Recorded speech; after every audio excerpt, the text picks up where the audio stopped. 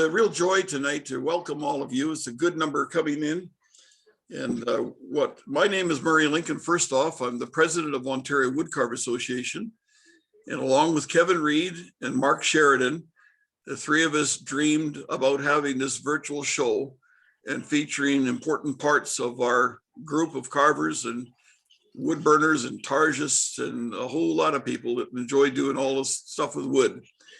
So it's my pleasure tonight to introduce Keith Kirkham to you. Become a friend, and I envy him to no end because he's got a wonderful burning machine that I want to get. Go ahead, Keith. You're on. Thanks very much, Murray, and thank you everybody for who's turned up tonight. I'm kind of stunned at the number of people that are tuned in here. I was a little bit afraid that there wouldn't be a great audience, so I kind of salted the crowd a bit. I think that's the term they use, and I've invited my sister and also my instructor. So anyhow, there'll be lots of constructive criticism available from those corners of the world. I guess, Murray, if we want to start the presentation or start the slideshow. There we go. The proper term is pyrography, but like I say, I'm a wood burner because I haven't learned how to spell pyrography yet. Pyrography comes from a Greek word meaning to write with fire. There, I'm throughout the presentation here, just to wake you up, I'm kind of peppered it a bit with some of the work that I've done.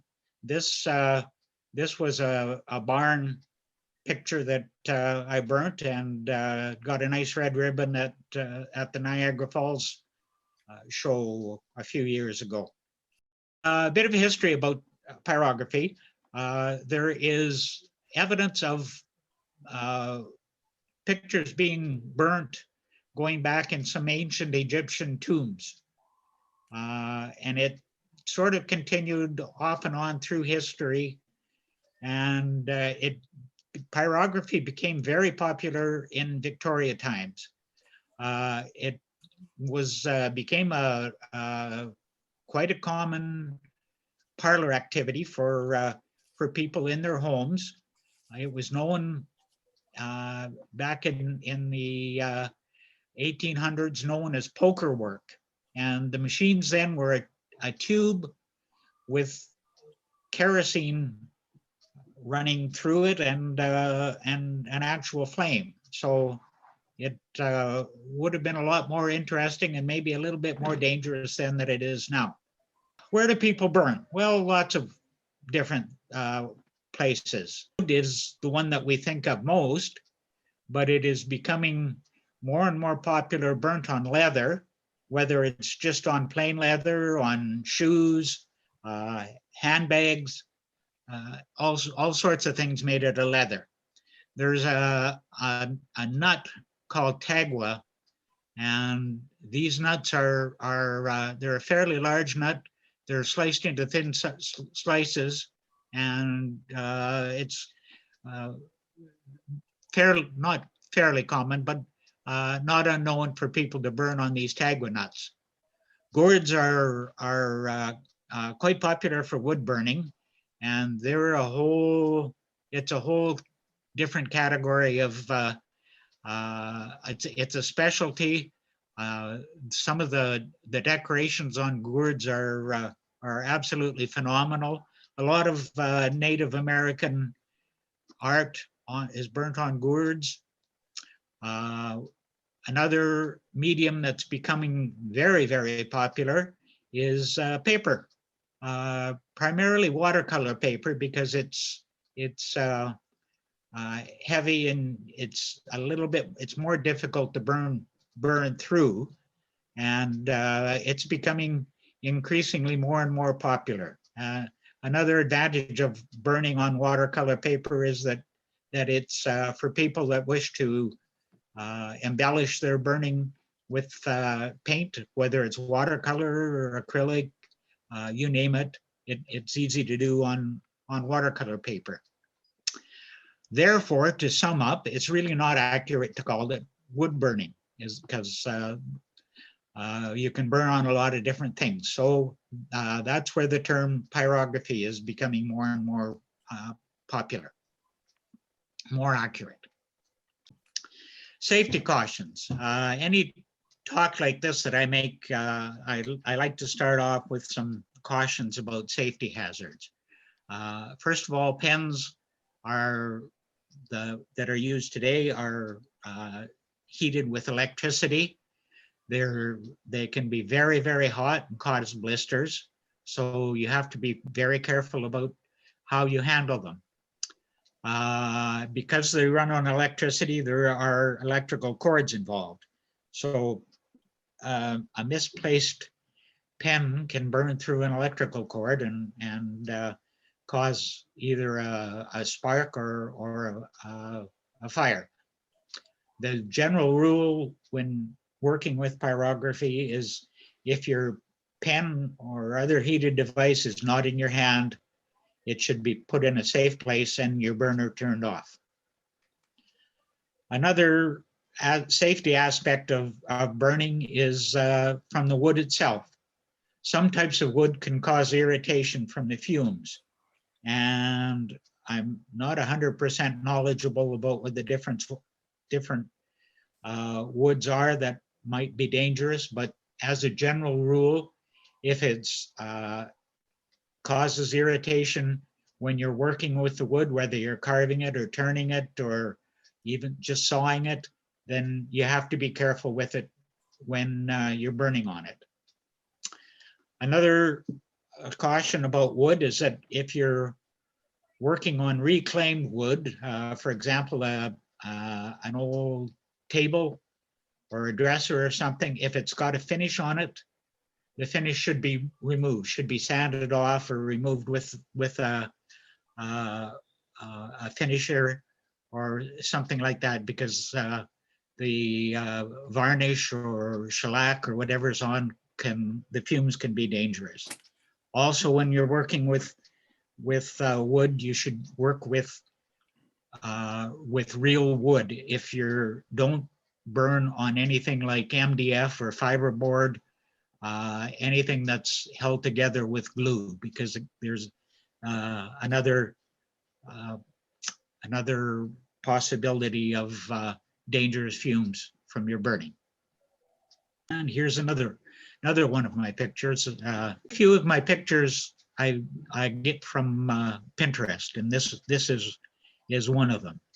And there seems to be a really good assortment of pictures on Pinterest. I'm starting to develop a lot of other sources, and I'll talk about them later on. Talk about equipment and tools. The first thing I would like to talk about is the actual burner unit itself. If any of you are carvers and haven't done wood burning, the good news is that if you're a carver, you've probably got a wood burner of some type that you've used for texturing. And the good news is that probably those burners would be suitable for wood burning. There's two types. The first one I call craft burners, and the closest example to those is the old-fashioned soldering iron. And when we were teenagers and little kids, when we had a wood burning set, that's what you would get. It's most of them are single temperature, and there really isn't any way to physically control the temperature on the burner. There is a company you may be familiar with, Walnut Hollow.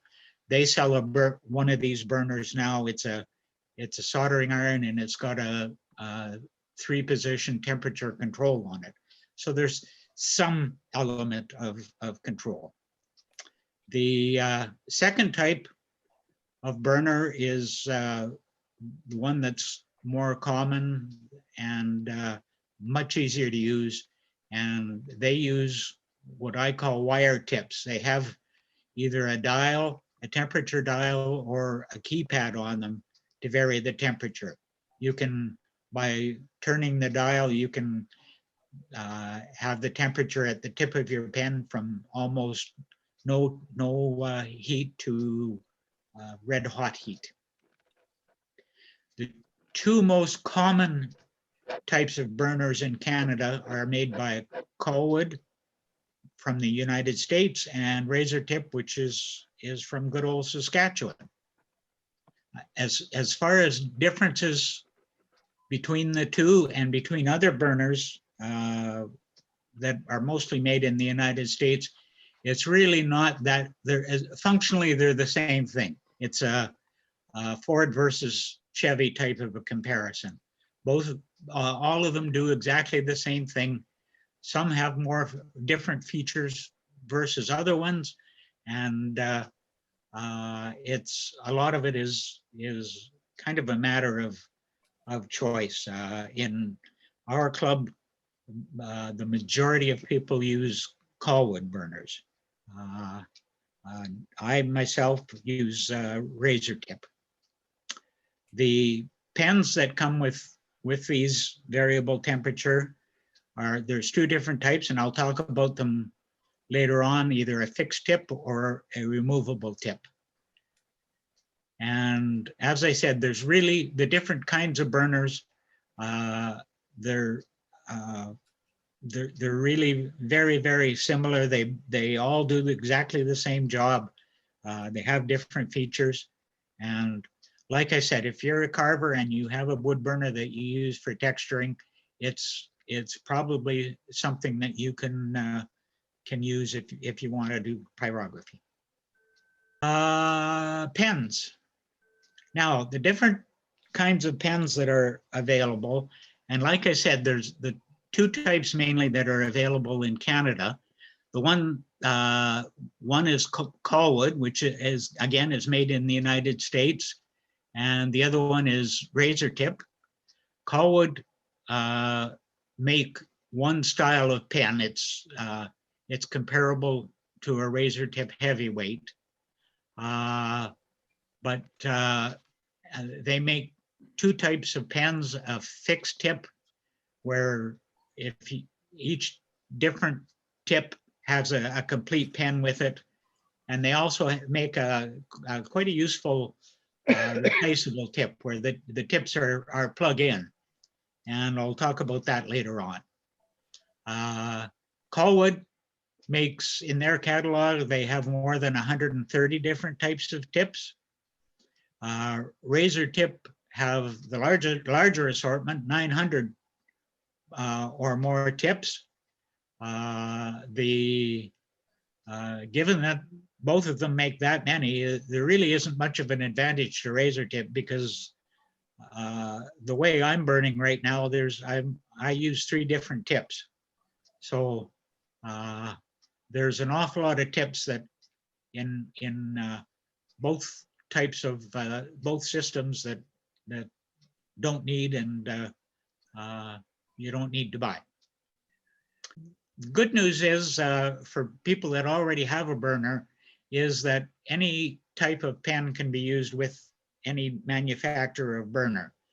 You can use Colwood pens on a Razor Tip burner, and you can use Razor Tip pens on a Colwood burner. There's a slight difference, and it keeps getting pointed out to me by my friends from the United States, that everybody's standard except for Razor Tip. And in that, the Razor Tip pens, I believe, have a male connector on the end, and the Colwood are female, or I may have that reversed, but anyhow, all you need to do is get an adapter, either a male to male or a male to female, and that will allow you to use either pen with either burner. One thing that I have learned over my career in wood burning is that razor tip make the cord that goes between the burner and the pen. The best ones are made by razor tip. They have two weights. They have a standard duty and a heavy duty. I only use the heavy duty cords, and they are made of very, very flexible wire. So the other manufacturers, their cords tend to be kind of stiff and heavy and make it a little bit awkward to use. Okay, we're going to talk about the types of tips.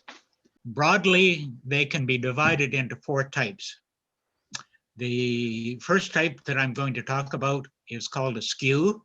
Anybody that does wood turning, you know what a skew is. Basically, it's got a sharp tip with a straight edge, and most often a sharp point on the end. Skews are most popularly used for bird and animal carving, for creating a texture of either feathers or fur. Because they're straight and they generally tend to have quite a sharp edge. So when you put a skew onto wood, it cuts into the wood. And a bit of a disadvantage for that is that if you're wood burning and you're using a skew, if you're using the sharp edge, there's two disadvantages. One, it's very, very difficult to make a curved line. And secondly, the sharp edge cuts into the wood. And again, that makes it hard to make a curved line. And it also tends to follow the grain of the wood. So you can, it's when you use a skew, if you're trying to draw a straight line, it's not that hard to go off of your line, and if your line isn't running the same direction as the grain. The second type is a writer, and a writer is used for making curved lines on wood. It's also, where I use it the most is just for signing my name on a piece. Writers, as I said, can be used for curved lines. A bit of a drawback to a writer is that when a writer is, if you're going with the grain, it's very good, but if you're going across the grain, it tends to bounce on the grain a bit. And so you get almost what looks like a Morse code when you're trying to draw a solid line.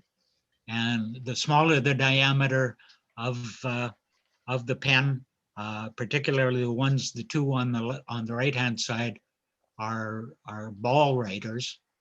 But the smaller the diameter of the ball, the finer the line you're trying to make, the more it tends to bounce. On the very, very left-hand side is a bent wire writer. It's the kind that I use most, and it's because it can draw a fine line because of the width of the wire, and the bend in the tip allows it to kind of ride over top of grain in the wood. So it's easier to write with a bent wire writer. The next type is a shader, and just a little bit of a story. Since September or October, I've been taking lessons from a teacher who's with us tonight in the presentation. Julie Bender is her name, and 90+% of the work that I've done and the work that Julie does is done with a shader. And the most common type is that she uses and I use is the one on the very left-hand side, a small round shader. Very, very versatile tool.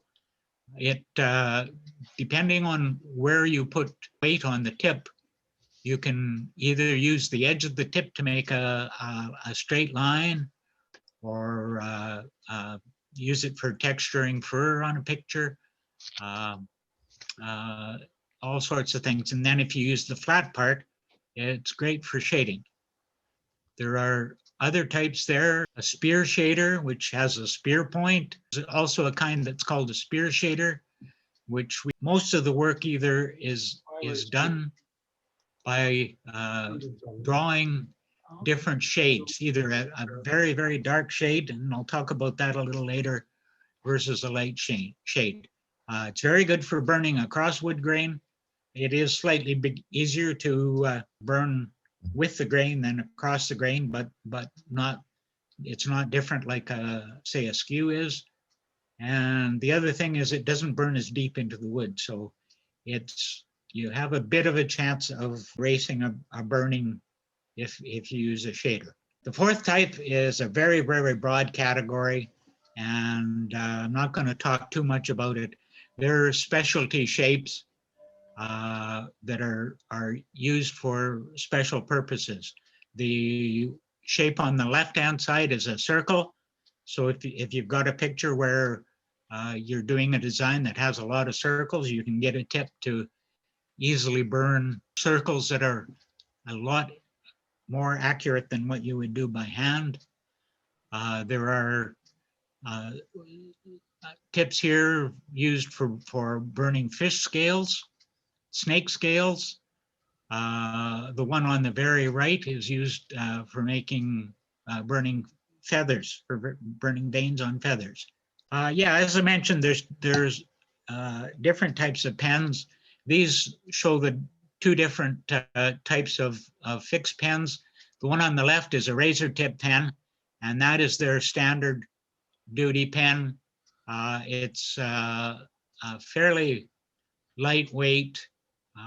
They make a much better one that's a heavy duty pen.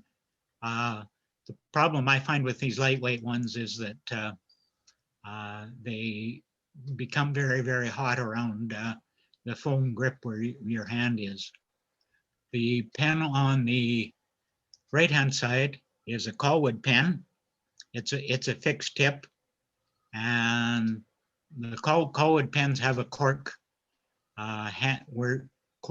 shield where you hold the pen, and they're a little bit better than the razor tip foam shields. Replaceable tip.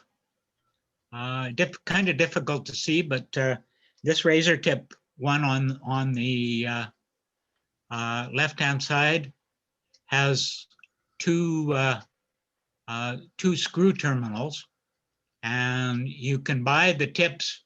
Instead of buying a whole pen, you can buy the tips, and they're instead of $30 or $35 for a fixed tip, and $25 for a replaceable tip pen, and the tips themselves are anywhere from $2 to $8.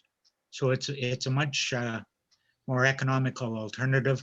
The difficulty I find with the replaceable tip razor tips is that you need a very small screwdriver and jeweler's hands in order to replace the tips on the pens. It's compared to the Colwood on the right, where those tips just unplug, and you can just unplug it with there's a special tool that you unplug the tip with, and grab another one out of your box and plug it in, and away you go. What I'm showing here is for Colwood pens. This is a very basic set of pens and tips, and I don't have a list for razor tip, and I should have, because that's what I'm using now. But there's a writer, a spear shader, and a round-heeled skew. The razor tip pens, I don't, like I said, I don't have a list, but if you go to Razor Tip's website, and they have a set that they make specifically on request from Julie Bender. And what it is the small round shader, which Julie uses mostly in our work.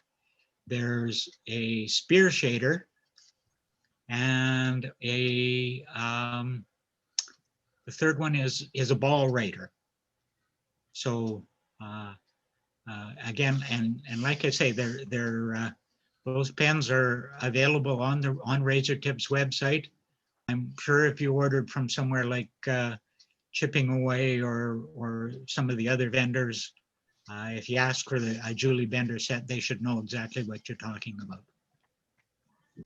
about. Just some general tips about your work area. It should be as comfortable as possible. You're probably going to spend a few hours working on a piece if it's at all complicated. So in order to avoid yourself a handache and a headache, it's best to work in a comfortable manner. First of all, your workpiece. As you're working on a piece, don't be afraid to turn it around. Work on it upside down. The best way to work is so that the stroke you're making with your hand should be from away from your body towards your body. So if that means turning your picture upside down, then by all means go ahead and do it. Your hand should be at the same elevation as your workpiece. Most of the time, your hand is going to be on your workpiece, so that happens automatically. But if your hand isn't, if it's off of your workpiece, then find something that's roughly the same height as the piece you're working on, so that your hand isn't having to reach up off of a lower table. It's very helpful if you put your burner on the same side as your hand. If you are right-handed, then your burner should be on the right-hand side of the piece you're working on. If you're left-handed, the burner should be on the left-hand side of your piece. This avoids having awkward cords reaching across your lap or where you're burning. Or workspace should be well lit, should be very well lit. In fact, your eye, if it isn't, your eyes get quite tired after a very, very short time. What I've got here is that your area should be a little bit, should be ventilated. A fan helps, but don't place the fan so that the smoke or the fumes or whatever from your work blows right towards you. Have it blow across you or blow from your direction out towards it. And techniques. Okay. Now, the first thing that's going to happen to anybody, and I raise my hand when I talk about who, is that when you go to start burning something, the first time you put your pen down on your work, it's likely to be the hottest that it will be. And as your pen touches onto the wood and it cools off, and as you move your pen across, it cools off. So what causes that? In order to have your pen hot enough to burn as you're moving across your wood, generally it's too hot when it hits the wood. So one technique to help mitigate that is to come in on your work like as if your pen tip was an airplane, where it comes down gradually onto your wood. It also to drain off some of the heat if you have a scrap piece of wood, to touch your pen tip to the wood to drain off some of the heat. Your pen should more or less float across the surface. It's not generally a good idea to use a lot of pressure. If you're working on a 3D object, like those of you who do bird and animal carving already know this trick, but to stabilize your hand, put your pinky finger firmly on whatever it is that you're burning. And that helps to keep your hand steadier. It used to be a much bigger issue to me than it is now. But there's several ways of cleaning a pen if it has to be cleaned. And what you notice is that after a while, if your pen is dirty, that it won't burn as well as it's as if you've turned the temperature way down on the pen. and chances are pretty good that there's dirt built up on your pen from your wood. Now there's several different ways of cleaning. I'll talk about the first one later. A razor blade can scrape it off. Some people use a fine tea strainer. One hint that I learned at a seminar was to use a piece of denim from a pair of jeans or a shirt. It goes without saying that denim should not be something that's on something that you're wearing. Cut a square off an old piece of jeans or a shirt or whatever, and it makes a very good pen cleaner. The last item is, I'll go back to the first item, and a wire brush. I believe it's Fordham, makes a very, very soft brass bristle brush that is sold principally for cleaning burrs and other bits that you would use on a Fordham tool. But it's a very, very soft bristle on it, and because it's brass, you can use it on a hot pen. It's not like a nylon brush where you melt the bristles. So those are ways of cleaning. If you can go for cleaning pens, don't use sandpaper, sharpening stones, or diamond stones. Damage pen tips. The other thing I do or used to do an awful lot is polish a tip occasionally, and do that on a cold tip with a strop and fine compound.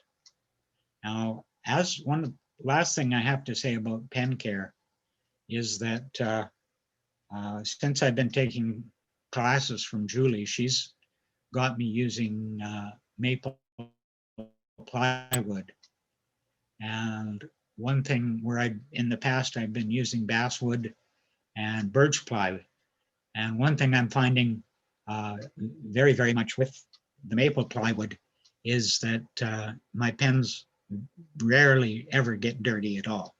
I go days without having to clean my pen tips off. Maple seems to be a much cleaner wood than the softer woods, and so that's one advantage to using maple. Pen cleaning, I've talked about that. I'm not sure how applicable this is.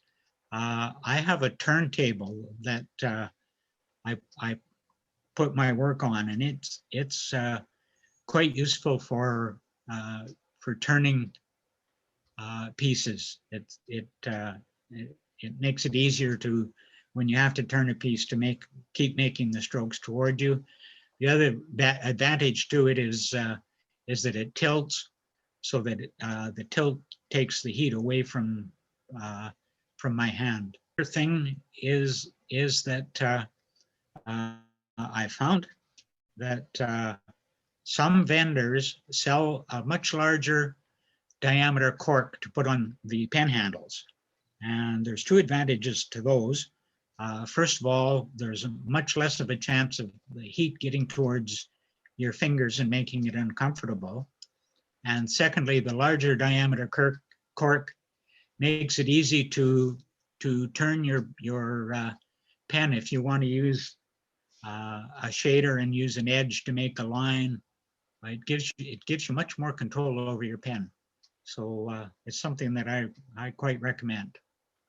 Process for doing a project. First of all, choose a design and a medium.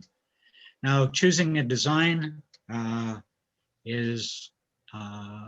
is an endless number of sources. Google Images, Pinterest is a place I often go to. I have taken old calendars that have pictures on them that I particularly like.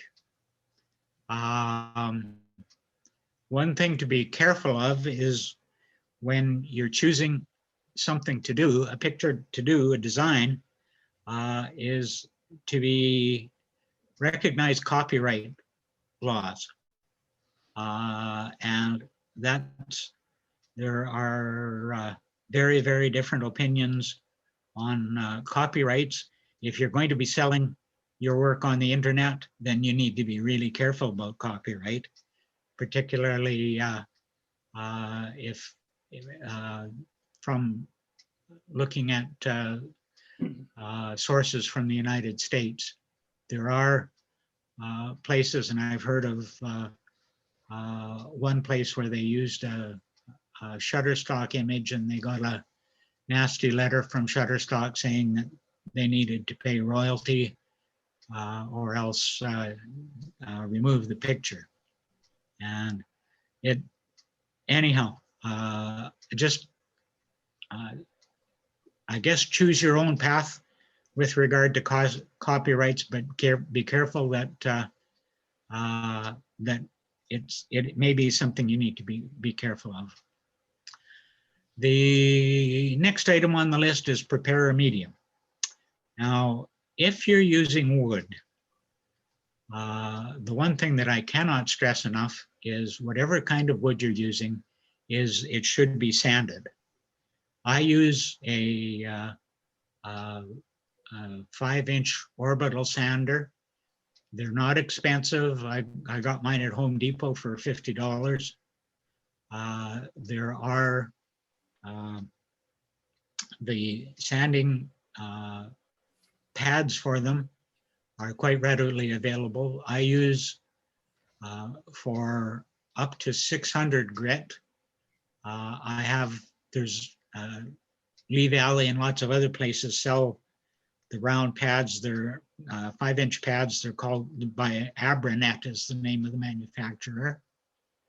I go above 600 grit. I've also bought a set from Lee Valley of sort of steps of different grits from, I think, 1,000 to, I'm not sure how high they go. I think it's 12,000, and they're micro mesh pads.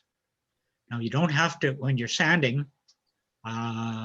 if you're working with plywood, as I often do, you have to be careful you don't sand too much. It's just a quick pass over in progressively finer and finer and finer and finer grits work. And the smoother you can get your piece, the smoother it will burn, the smoother your design will be. Next, talk about transferring design. I use a tracing method. First of all, almost all of the sources I use are a printed picture of what I want my finished burn to look like. And thanks for some very good coaching from Julie Bender. The paper that I use is a matte photo paper, or it's more commonly called presentation paper, printed on an inkjet paper, inkjet printer, or an inkjet printer. Inkjet printers print much better detail than laser printers, and set it on a high quality setting. I print off the picture and tape it onto the piece of wood that I'm going to burn. And between the paper and the wood, I use graphite transfer paper. There's several sources for paper. The best source I have for that is Lee Valley. They sell a 12-inch wide by 12-foot long roll, and it costs about $12. So it's no more expensive than buying individual sheets. And the nice thing about having it in a continuous roll is if your picture is only 9 inches wide, you can cut it to 9 inches, and 12 feet should be almost a lifetime supply for most of us. And So I put the transfer paper, I taped the picture to the wood, put the transfer paper under the paper, between the paper and the wood, and make sure that you have the right side down, or you'll end up with a very nice tracing on the back side of your paper and nothing on the wood. And my own experience, and just about everybody else that has come to one of my classes. In doing the transfer, the best technique is to work out between the light areas to mark a line demarking the dark areas of your photo. Where you have a dark area meeting up with a light area, that's a good place to put a line. And the reason for that is that it's in your finished picture, you don't want lines showing so much. In fact, you don't want them showing at all. And if you have the line right on the edge of a dark part of your piece, then you can just burn over right up to the line and it doesn't show. Other places where you've got a light area next to a lighter area, mark your lines, and then after you finish doing all your tracing, go back with an eraser and erase as much of that line as you can without losing it completely. Part of the whole process, and I'm going to skip over this, but it's 95% of what's involved in burning a picture, is to build up by shading different parts of the picture. When I'm doing an animal, a bird or an animal, always start with the eye, because if you don't get the eye right, then your picture won't look right. And there's no point in burning the whole body of the bird or an animal and then doing the eye last and screwing it up, because you wasted all that time. So anyhow, start with the eye. And also if it's an animal, it helps to start with do the nose next. And it's the purpose of the presentation isn't to show you how to wood burn, and that's in the next line, add texture and details, and that's a whole lifetime worth of work there, and is not something I'm going to cover here. Fixing mistakes. The best way that I've found to do it is you can do some scraping with a razor blade, the corner of a razor blade, the corner of an X-Acto knife, or a scraper. You're not, if it's a real big owie, big mistake, you're not going to be able to get rid of it entirely with the scraper. And the next best thing is to find some way of incorporating that mistake into your work. Some people choose to add color to their work. I've done some of that.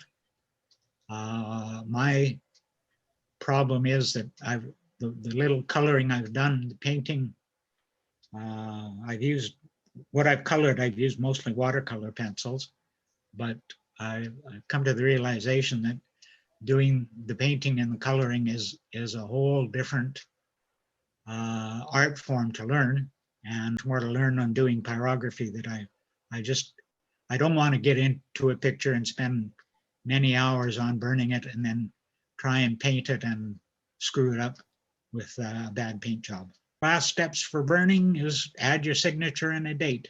You may not think it's important, but trust me, it is. There's guaranteed that somewhere down the road, whether it's next month or 10 years from now, somebody's going to say, who did this picture and how long ago did they do it?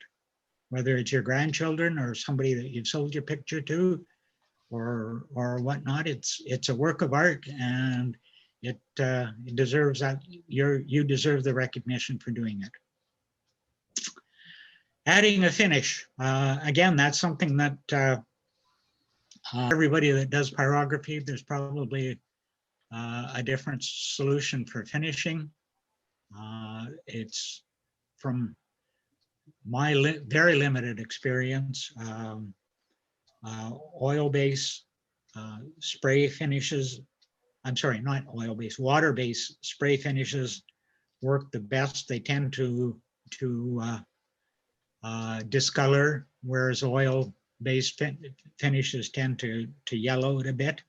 And there's lots of people that think that that yellow tint isn't such a bad thing to have on their work. So it's very much a thing of individual choice. I've known people that don't put much of a finish on, that they use some sort of a wax finish that you'd use on finishing carving or a turning, beeswax, whatever. So again, there's lots of different methods of finishing. Selection. First question to ask is, in the picture you're doing, do you want grainy wood? If you do, then if you do want grain incorporated in your picture, and I normally don't. There are some people that say having the grain show in a wood sort of gives it a touch of authenticity, that it shows that it is done on wood and is not a bad thing. Again, just make it a choice. The next thing is, if you have a piece of wood that has a knot in it, doesn't mean you can't use it.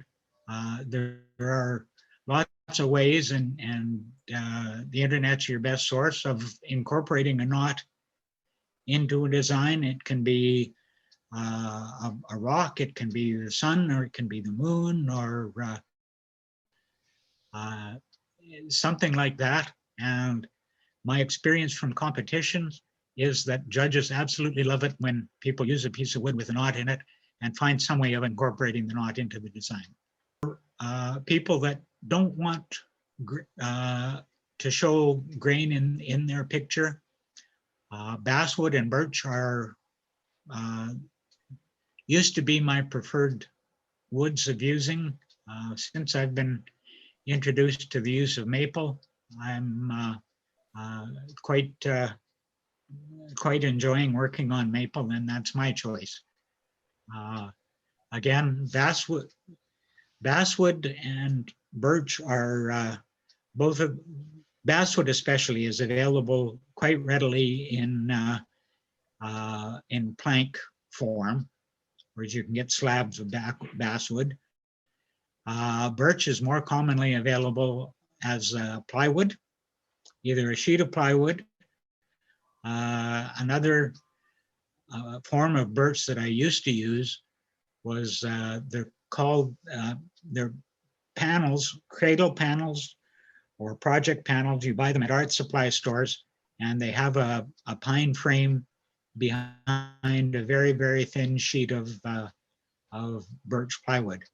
I've stopped using those because I've found after a while that I noticed that the type of plywood that's used when you burn over it, it has tiny, tiny micro cracks across the face of the plywood, and it detracts from the appearance of the wood. If you're after you finish something and you want to put a finish on it, test the finish.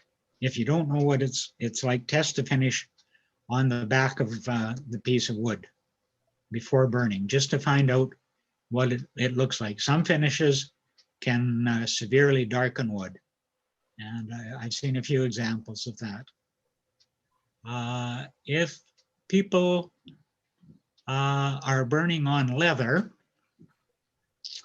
one thing to keep in mind is there's two types of leather. One is naturally tanned and the other is chemical. And if you want to guess which one is a little bit of hazardous as far as fumes, those of you that guessed naturally tanned as being less harmful than chemical tan, you win a door prize. Those who work on gourds, you need to know that it needs to be very thoroughly cleaned. Otherwise, you quite easily stink up your house. Next slide, please, Murray. Adding interest to your pictures. Oh, okay, here's a really loaded slide. First of all, use photographs for reference. Much more accurate than other sources.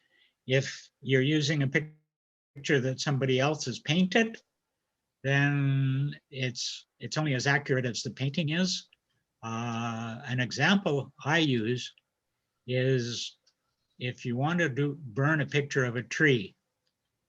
In our lives, if you think back as to how many trees you've ever seen in your life, I'm sure you don't know how many trees you've seen. I don't know how many trees I've seen. I would guess it's in the hundreds of thousands or even millions. Could I sit down and draw a tree from memory? Not a chance. So basically, if I want to burn a picture of a tree, I get a photograph of a tree and use that.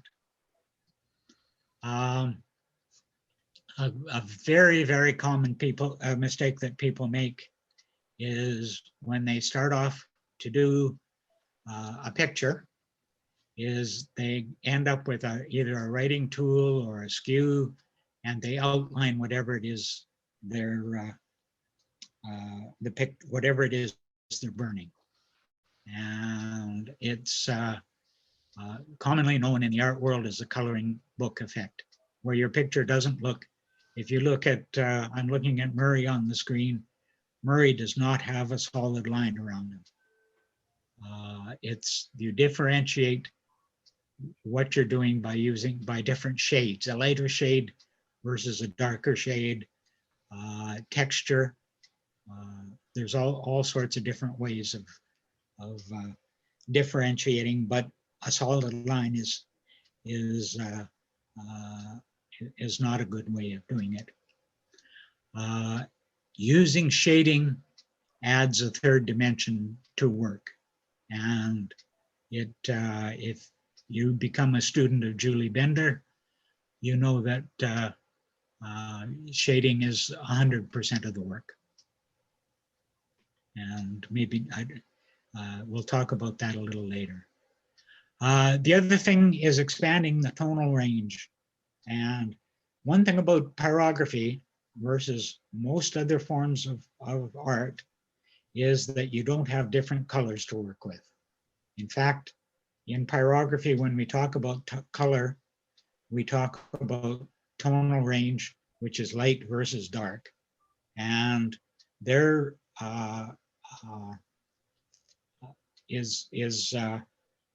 I've got I'll show it to you a little later, a value finder that photographers use, whereas value number 1 is white and value number 10 is black. And what we have to work with in pyrography is those two values plus all the different shades of light versus dark in between. And so that's when we look at pictures, quite often there isn't that sort of tonal range. That the tonal range in a picture is from white to maybe middle dark, and you can make your pyrography picture much more interesting if you make the darkest tones in your picture, instead of making them a value of 5 or 6, if you make them 10 and kind of make a range of values in between, it makes for a much more interesting picture. Anyhow, next slide, please, Murray. Lastly, pyrography is art, and it's much more than just learning how to burn on wood. It's it's very, very helpful to learn as much as you can about art. I think I may be wrong, but one of the closer forms of art is pencil or charcoal sketching. And because they're again, you're working with black and white and shades between. And learning as much as you can about art will help you learn as much as you can about pyrography. There are all sorts of rules in art that the ideal way to learn is to first of all learn the rules, and then there aren't many rules that you can't break, but it's quite important to know what the rules are before you break them, just so that you understand the effect of what you're doing is on what your picture is going to look like. 2D images. We're working on generally flat surfaces or curved surfaces. And what we have to work with is two dimensions, height and width. The objects that we're portraying, the scenes that we're portraying are 3D. And there are some very common methods that all artists use to turn a 2D image into 3D. And it's very, very helpful for you to learn what those methods are. And I'll talk about that a bit in the next slide. Lastly, the reason we're doing this is to have fun. And it's very, very important that you do your pyrography work in a method that is fun for you. And because if you don't enjoy it, then find something else. Talk about some sources of information for pyrography. The internet is extremely abundant. There is, you don't have enough time left in your life to learn even a portion of the information that's on the internet. And I'll talk about some of the people that I've come across, and just in passing. And again, it's on YouTube and Facebook. There are hundreds of people. The first one I ever encountered was Laura Irish, and those of you that are watching that know about carving, particularly relief carving and chip carving, Laura is a very accomplished carver, and her website she has lots of information about carving, tons and tons of information about wood burning. She's got patterns like you wouldn't believe available for wood burning. Also another person who's, and Laura has written some probably she's one of the two best people as far as writing books for beginner and intermediate and advanced wood burning. The other writer for books is Sue Walters. Laura's American, Sue is Australian, and Sue Walters has also written, she has, both her and Laura have each got 2 or 3 or more very good introductory and more advanced books on pyrography. Michelle Parsons is a teacher from the southeastern US. I'm not sure exactly where. I've been to one of her classes, and she's very good, got a pretty good presence on the internet. Sharon Bechtold is not so much, a couple of years ago, she had a very strong presence on the internet, and her website got hacked and held up for ransom. So she, rather than rebuild it, she kind of gave everything up. Manissa Robinson is another artist from Colorado, neighbor of Julie's. If you look on her website, she does very, very dramatic work where quite often she uses dark black backgrounds and makes her pictures very dramatic.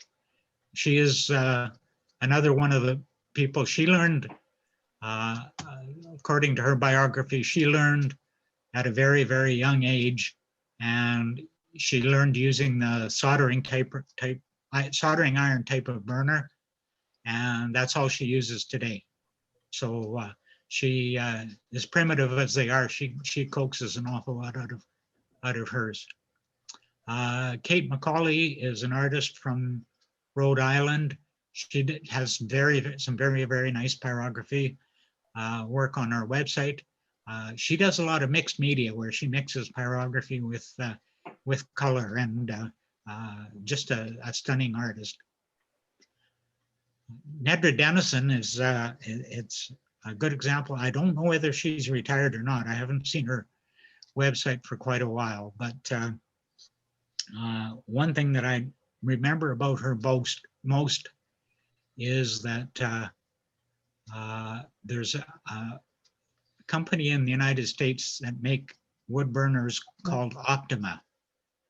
And Nedra writes she had an article on her website where she was trying to get some information about an Optima burner. She sold them, I think, for her customer.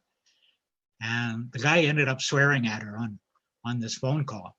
So Nedra wrote a long blog about Optima wood burners and their poor customer service.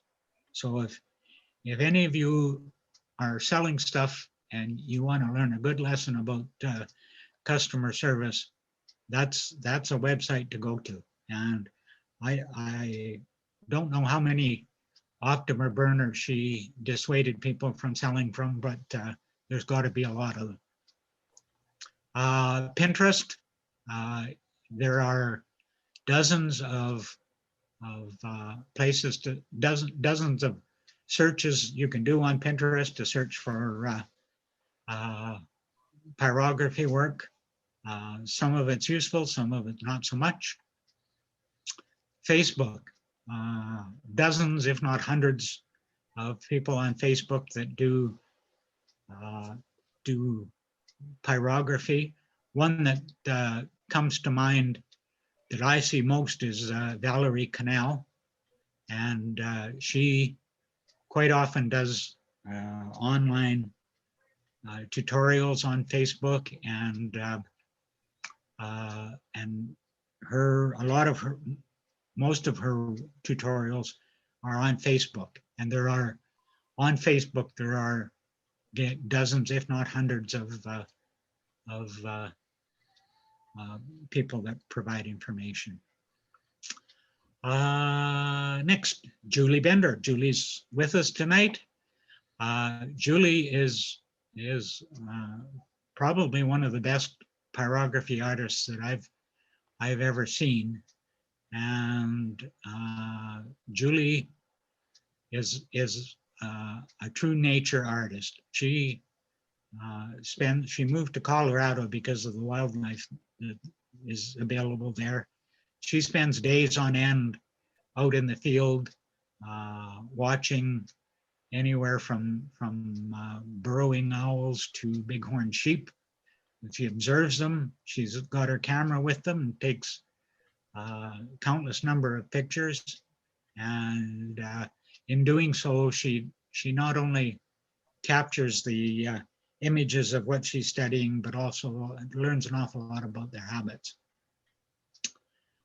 And one last thing that I'd like to mention as far as information on the internet, if you go to Google and type in 15 proven ways to create the illusion of depth, it's a very, very basic blog, but it does have 15 items that each and every one of them provide useful information on techniques that you can use in order to make your TD picture 3D.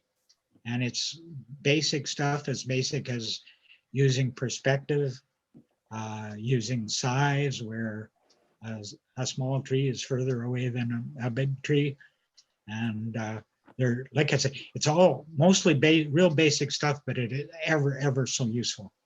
I have it printed off and I refer to it all the time. So I believe that's it, Murray, I believe. If some of you have questions, Keith, please write them down, or maybe be able to speak to this issue. Identify yourself so we can see who's talking. You'll come onto the screen. And the first thing I want to do is, if Julie is still there, if Julie Bender, if you'd come on for a moment. Hello. Hello there. Well, we want to promote you and thank you for taking the time to come to our Ontario Wood Carvers special presentation with Keith. It's a real joy to see you here, but I'll say to the rest of the group, I had the opportunity last Monday night to attend a seminar that you gave, and you stretched my mind. Oh. Well, I'm glad. Yeah, it was fun. It was fun tonight to watch Keith. So he was telling you that you do a lot of work on the shaders. That was a new thing for me. Yeah. Yeah, pretty much exclusively, because they're so versatile. Those tools are very versatile. You can angle it on the side of the tool and get a real fine kind of hair effect, or you can put it on its surface and glide it and just, you know, fill some more space at a time and do some nice smooth shading too. So yeah, those are very versatile tools. Very handy to have. The edge also works well for some lines too, doesn't it? Exactly, for like hairs and line work and things like that. Absolutely. Yep. Great. Well, thank you so much for taking time to be with us. Yeah, I appreciate your inviting me, Keith. You did great. Oh, thank you. Thank you. And we're hopefully, as you introduce you personally like this, and Keith has talked about what you do and how much he's benefited by it, that there may be some in this group that would be interested in it. So we will be putting a video together, and we'll send you the link to that too. And we'll promote Julie Bender a little bit further to just the group we have here tonight. Well, I really appreciate that. I've got some courses just all lined up right now. I just posted some brand new foundation courses. That's my beginner course, and invite you to come to juliebender.com and check those classes out and email me with any questions at all. Okay, we'll be getting started in just a few weeks or so. So please check that out. Thank you, Murray. I appreciate that. So on your site, you have an email address we can get there, eh? Yes, on my contact page. Yep. It's just julie@juliebender.com. Okay. Yep, but I do have it on my contact page. Great. Well, thank you so much. Anybody else would like to comment or question Julie or Keith? Maybe you're a beginner pyrographer and maybe you're thinking about it. Jump in right now. If I can talk about Julie for a little bit and say some things that she's probably too shy about saying herself, but Julie's really developed her online courses well. And the way that it works with Julie is that she's got a webcam where she shows her work, where she's demonstrating, and she asks each of the students to have a webcam too, where she can look at the work that each student is doing.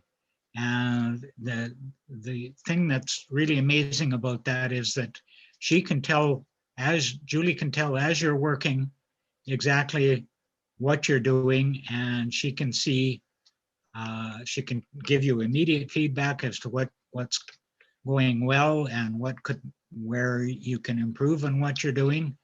And it works almost better than an in-person class. Yep. Because she's not at the other end of the table. She can look right over your shoulder. She can. I'm her favorite victim as far as saying that need to have that picture right beside where I'm working. Yeah. And I do hear that fairly regularly, and I do it on purpose just to keep her on her toes. Oh, I didn't realize that. Yeah. And Yeah, a quick question to the two of you. With most of the folks on here they're pretty new to Zoom and they've got a camera on top of their computer. What would be needed for the individual taking the class as far as camera facility? I know I've seen your studio with your video or with your presentation of the night, but what does the ordinary person need to be able to show you what they're doing? That's a great question. It's very simple. It's literally about $20 US dollars, and you can find it on Amazon. It's actually listed along with my other materials on each and every single course page that I offer. I have a list of working materials and products and things that I need for my students to take the courses. And that webcam, literally, I think it's $20, and it has a USB plugs right into your computer, and it works really easily with Zoom.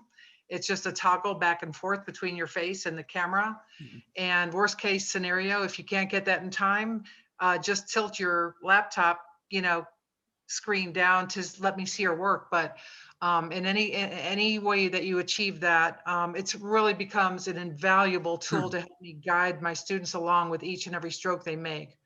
And then the other great thing about working, like you said, Keith, over your shoulder is that everybody else can look up and say, watch Keith, look at how great he's making his strokes right now. If everybody could just stop what they're doing and take a look at what Keith is doing, then everybody has that opportunity to join in and benefit from that knowledge as well. So these online courses are, I think, quite better than the in-person workshops.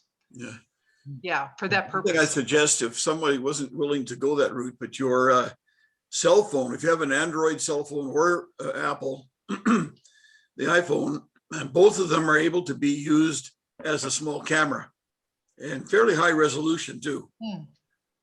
Well, there you go. There's clips that you can put it over top your work and get close, but I think the $20 thing for Canadian would be around about $35 or so, $40 when you get to shipping and everything. Okay. It's pretty negligible considering how invaluable that tool is. Yeah. Mm-hmm.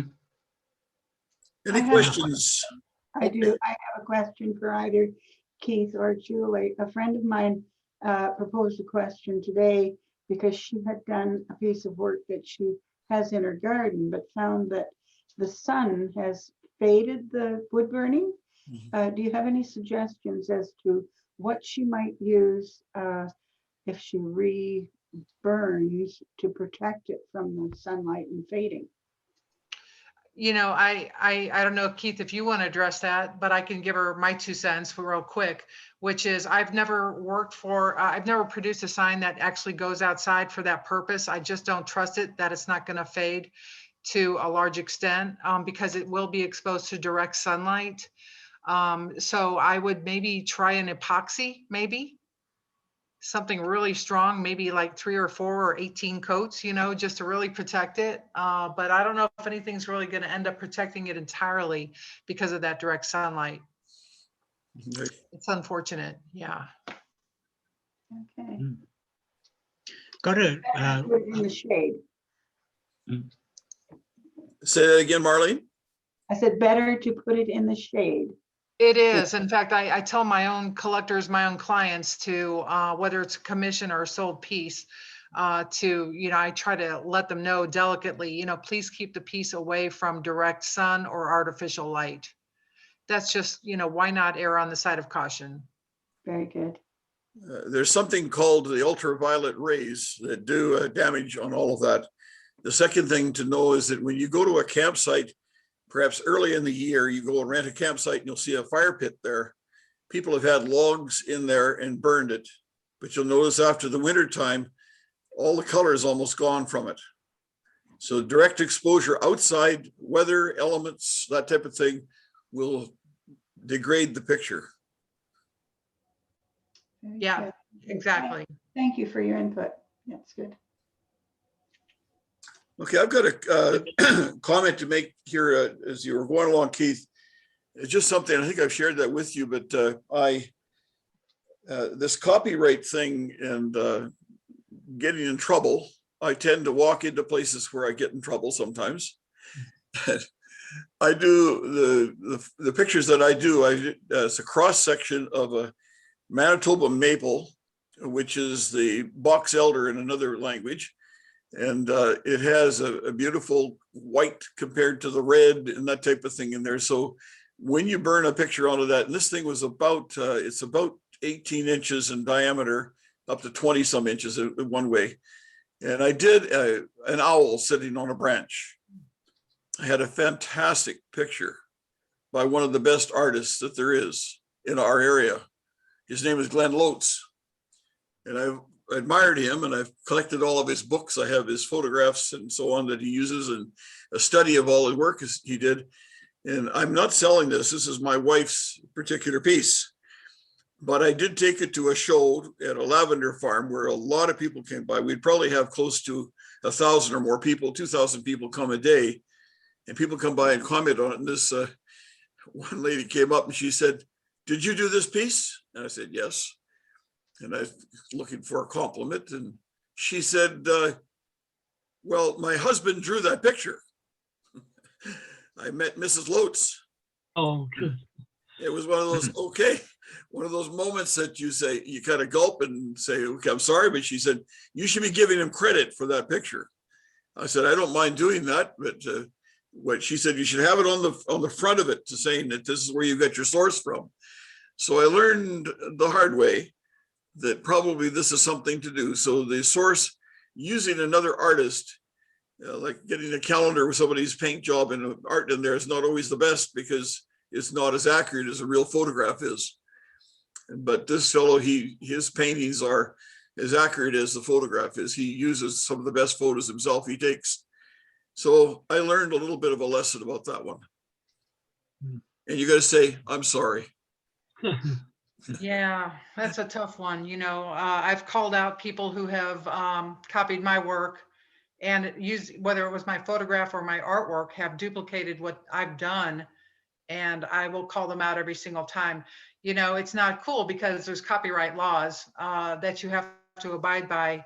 And, and the person who created that work owns the copyright. So it's never a good idea to copy that unless I don't know about it. It's in your home and you never tell me about it, then I'm ignorant and I wouldn't know the difference. But you start putting it out in public and you had something but like the worst possible scenarios happen right there of all people to walk by. It's just amazing. But that's karma. Maybe that's just karma, and it teaches us all just to not to even go there.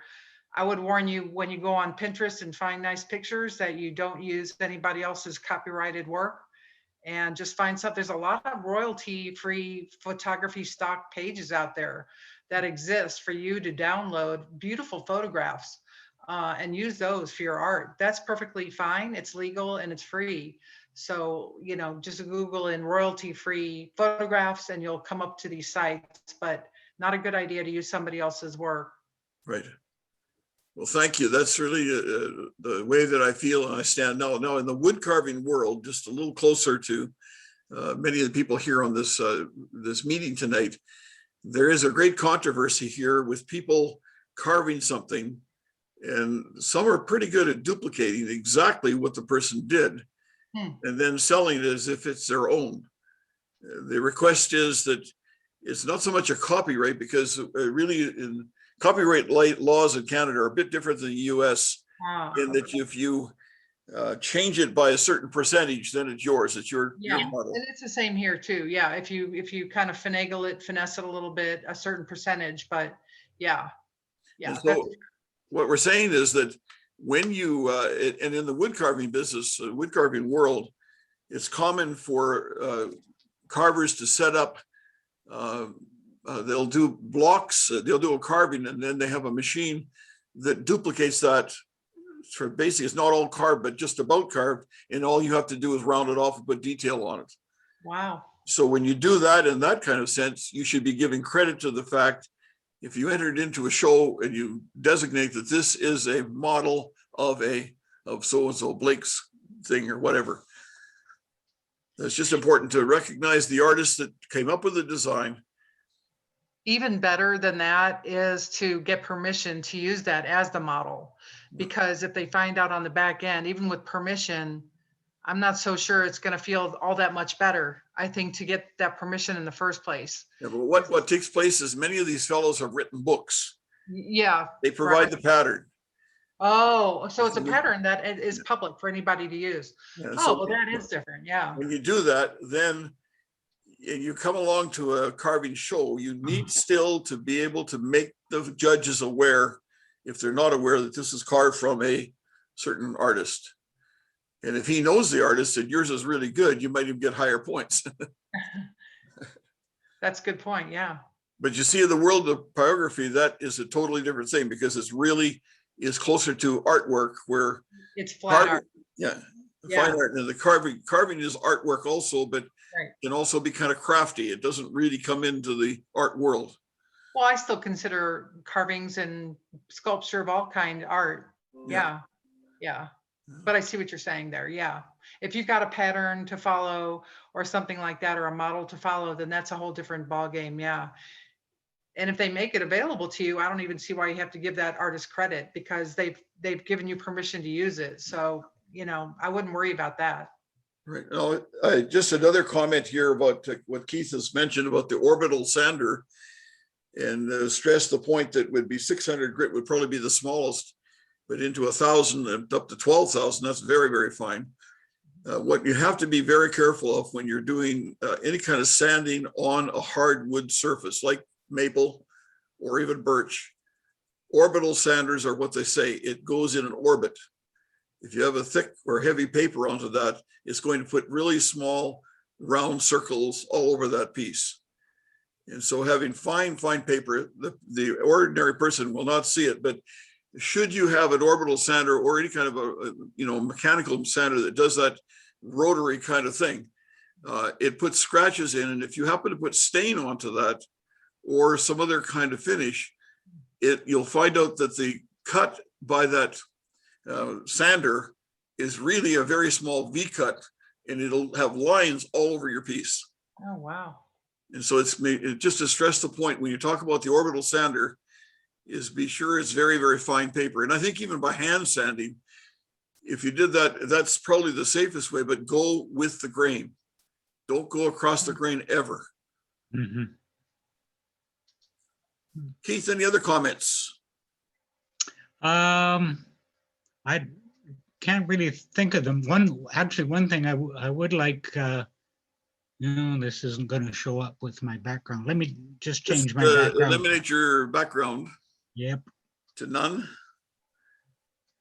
We tried to dazzle up Keith tonight by putting blue behind him with that beautiful white hair.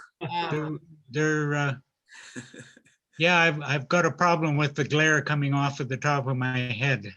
But anyhow, this, if you can see it, is something that would be familiar to photographers in the group, and it's a grayscale chart, and it's something that I use not nearly as often as I should, but for pyrography, this is what you have to work with. You see, on one end here is black, and on the other end here is white, and you have a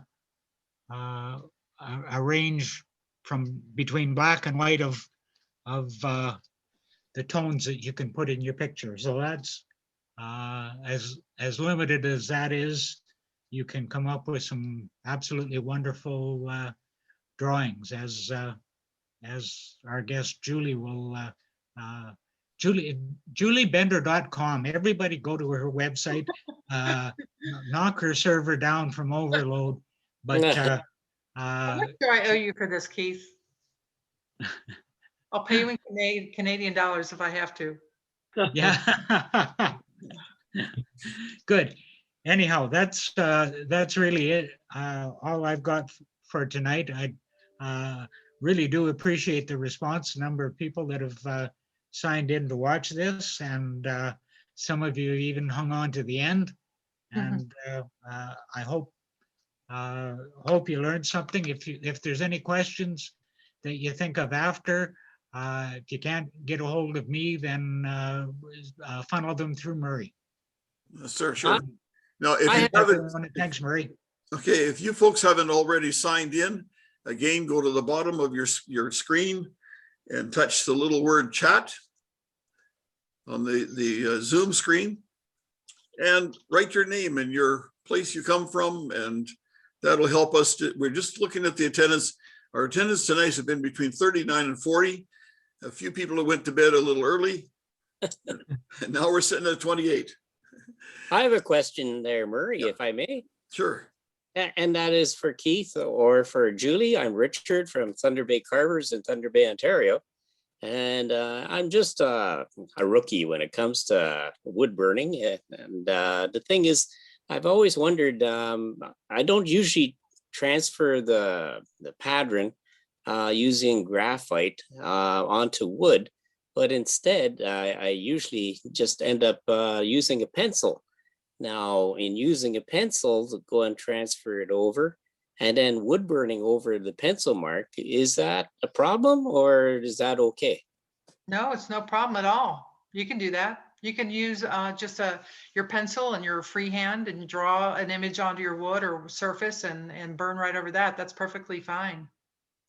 I guess a pen would be out of the question, but a pencil you could use, right? A pencil is better because you can also erase if you have to. A pen is just going to pretty much be permanent. And so you'll see that burn through your pen mark if you make that pen mark a little too dark and you need to burn light, then that pen mark is always going to show through. So I would never use a pen, but a pencil I do all the time. Yeah. Sure. And Keith, you were saying about using the graphite and then Yes. putting your printed picture, inkjet picture on top, and then you just use your pencil to transfer the image over? That's correct. And actually, the best thing to do is use a red pen when you're marking up the photo, because that allows you to better see where you've been. And how do you make it so that your picture doesn't move around while you're doing that transfer? Scotch tape. Oh, Tape, okay. tape one edge of your paper, and generally it's easiest to wear right the top edge. The other thing too is graphite paper. Some people use carbon paper, and that's not a very good thing because a lot of carbon paper is made with using wax to hold the ink onto the paper, and so you end up getting wax on your wood, and as soon as you burn over that, it melts and it just soaks right into the wood, and you've got a line there that you can never get rid of. Ah, very interesting. That's good to know, Yeah. because yeah, So it's graphite. graphite paper.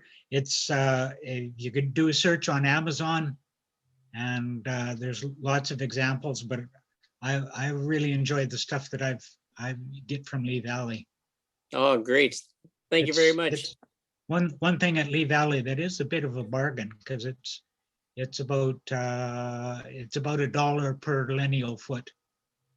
Oh, So So you can get it in rolls as well as just, Yes. individual sheets. yeah, so it's cheaper to buy it by the roll.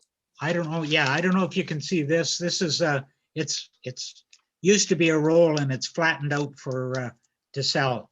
So it's a flat roll of, this is 12 feet long and 12 inches wide. Oh, okay. Thank you very much, both of you.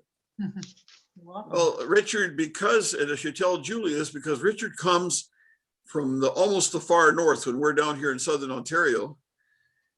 And like from up to your place from my house is 750 miles. Yeah, And we're it's at not the even top. out of the province yet. We're at the top of Lake Superior. Wow. And so they're among our American friends and some Canadians too, the guys that are motorcycle riders, they do the Superior Loop. It does it for you can do it about a weekend, starting Wisconsin or somewhere in Michigan. They ride around Lake Superior all the way. It's quite a bunch to watch. So, Oh, man. But it would be good for Richard to think about joining your class, I think. I'm pushing you, Richard, but just jump in there. I would love it. You'll learn so much from this lady, just even if you get a chance to see a seminar, Awesome. it'll hook you. I'm happy to do another one if you like. Yeah, I would invite you to look at my, look at my class offering and let me know if you have any questions about that at all. Yeah, I'll be checking out your website soon. Great, great. Thank you. Yeah, absolutely. Thank you too. Appreciate that. Okay, folks, it's about time to go to bed for some of you. I know that Lou is about ready for bed. He's about an hour past his bedtime. Anyway, we sure appreciate you being here, and I want to say thank you, Julie and Keith, and different ones that questioned, just as you came in here tonight to be a part of this special presentation. We really appreciate each one of you being here. So for the Ontario Wood Carvers Association, Saturday and Sunday this weekend, there'll be two different times where it's just kind of a get together. It's just like you're to clubs, you haven't been in your club for over a year, come along and meet everybody else there. And then if you have a problem or an idea, you'll start the ball rolling and make a suggestion or ask a question. On one of the Facebook groups I'm involved with, Jim Messner is the host of this, one of the carvers in the States. He simply entitles it, "Let's Talk." And that's what I'd like to see happen when we do the Saturday and Sunday. So thank you, everyone, and goodbye to you, and have a great night.